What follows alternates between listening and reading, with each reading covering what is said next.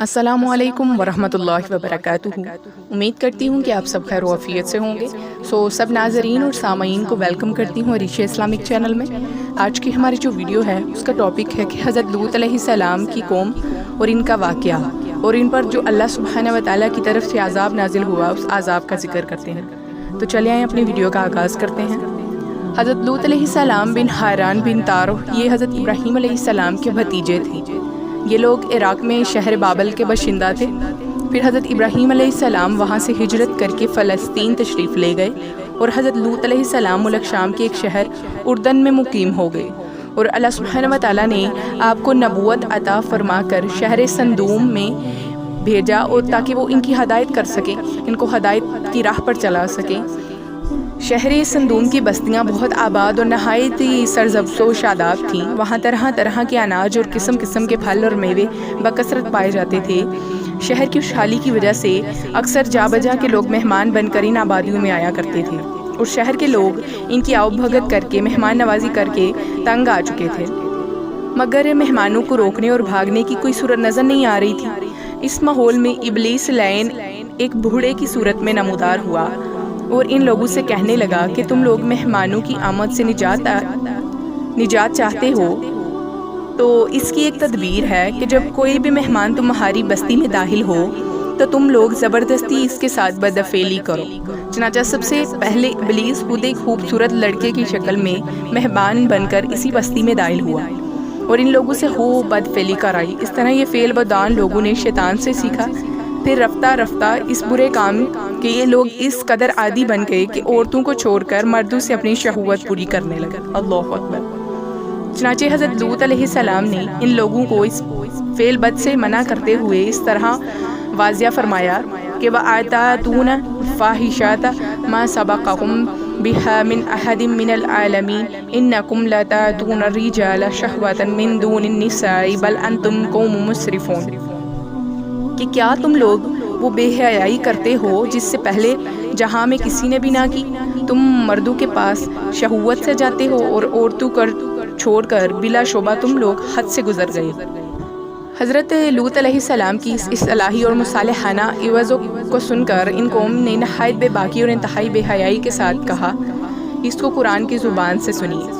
وَمَا كَانَ جَوَابَ قَوْمِهِ إِلَّا أَنْ قَالُوا أَخْرِجُوهُمْ مِنْ قَرْيَتِكُمْ إِنَّهُمْ أُنَاسٌ يَتَطَهَّرُونَ، اور ان کی قوم کا جواب اس کے سوا کچھ نہ تھا کہ وہ کہتے تھے کہ ان حضرت لوط کو اپنی بستی سے نکال دو، یہ لوگ تو پاکیزگی چاہتے ہیں۔ جب قوم لوط کی سرکشی اور بدفعلی قابل ہدایت نہ رہی تو اللہ سبحانہ و تعالیٰ کا ان پر عذاب نازل ہو گیا۔ چنانچہ حضرت ابراہیم علیہ السلام چند فرشتوں کو ہمراہ لے کر آسمان سے اترے۔ پھر یہ فرشتے مہمان بن کر حضرت لوط علیہ السلام کے پاس پہنچے، اور یہ سب فرشتے بہت ہی حسین اور خوبصورت لڑکوں کی شکل میں تھے۔ ان مہمانوں کے حسن و جمال کو دیکھ کر قوم کی بدکاری کا خیال کر کے حضرت لوط علیہ السلام بہت زیادہ فکر مند ہوئے۔ انہیں فکر ہو گئی۔ تھوڑی دیر میں قوم کے بدفعلوں نے حضرت لوط علیہ السلام کے گھر کا محاصرہ کر لیا اور ان مہمانوں کے ساتھ بدفعلی کے ارادے سے دیوار پر چڑھنے لگے۔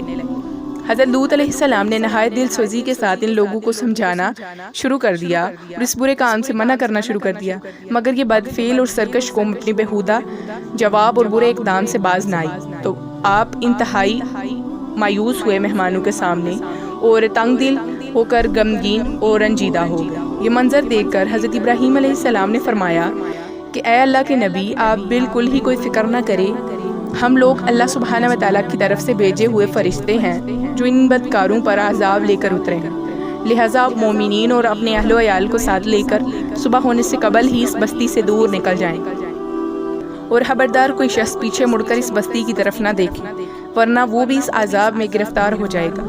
چنانچہ حضرت لوط علیہ السلام اپنے گھر والوں اور مومنین کو ہمراہ لے کر بستی سے باہر نکل گئے۔ حضرت جبرائیل علیہ السلام نے اس شہر کی 5 بستیوں کو اپنے پروں کے اوپر اٹھایا اور آسمان کی طرف بلند ہوئے۔ کچھ اوپر جا کر ان بستیوں کو الٹ دیا اور یہ آبادیوں زمین پر گر کر چکنا چور ہو کر زمین پر بکھر گئیں۔ پھر کنکر کے پتھروں کا مینا برسا، یعنی اتنے کنکر برسے اور زور کی سنگ باری ہوئی کہ قوم لوط کا ایک ایک آدمی مر گیا۔ ان کی لاشیں بھی ٹکڑے ٹکڑے ہو کر بکھر گئیں۔ اس وقت جبکہ یہ شہر الٹ پلٹ ہو رہا تھا۔ حضرت لوط علیہ السلام کی ایک بیوی جس کا نام والا تھا، جو در حقیقت منافق تھی اور قوم کے بدکاروں سے محبت اور عقیدت رکھتی تھی، اس نے پیچھے مڑ کر دیکھ لی اور یہ کہا کہ ہائے میری قوم، یہ کہہ کر کھڑی ہو گئی۔ پھر عذاب الہی کا ایک پتھر اس کے اوپر بھی گر پڑا اور وہ بھی ہلاک ہو گئی۔ چنانچہ قرآن مجید میں حق تعالیٰ کا ارشاد ہے، فَأَنْجَيْنَاهُمْ أَهْلَهُ إِلَّا امْرَأَتَهُ كَانَتْ مِنَ الْغَابِرِينَ وَأَمْطَرْنَا عَلَيْهِمْ مَطَرًا فَانظُرْ كَيْفَ كَانَ عَاقِبَةُ الْمُجْرِمِينَ۔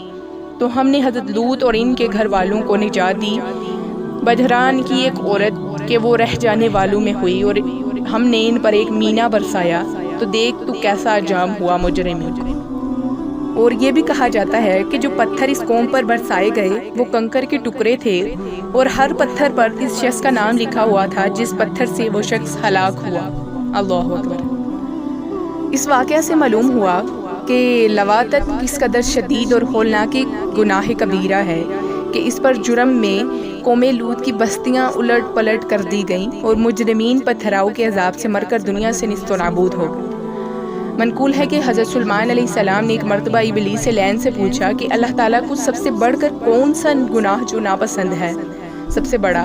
تو ابلیس نے کہا کہ سب سے زیادہ اللہ کو یہ گناہ ناپسند ہے کہ مرد سے بدفعلی کرے اور عورت سے اپنی خواہش پوری کرے۔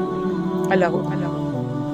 اچھا، لواطت کی ممانعت کی تفصیلی بیان اس کی دوسری بک کتاب جس کا نام جہنم کے خطرات ہے، اگر آپ نے کوئی انفارمیشن دیکھنی ہے اس کے بارے میں تو آپ اس کی دوسری بک جہنم کے خطرات میں پڑھ سکتے ہیں۔ اللہ سبحانہ و تعالیٰ قوم لوط پر جو عذاب نازل ہوا اس سے ہمیں سبق حاصل کرنے کی توفیق عطا فرمائے۔ الہی آمین۔ امید کرتی ہوں کہ آپ کو ویڈیو پسند آئی ہوگی۔ انشاءاللہ اگلی ویڈیو میں خوبصورت ٹاپک کے ساتھ حاضر ہوں گے، تب تک کے لیے اللہ حافظ، شب خیر، فی امان اللہ۔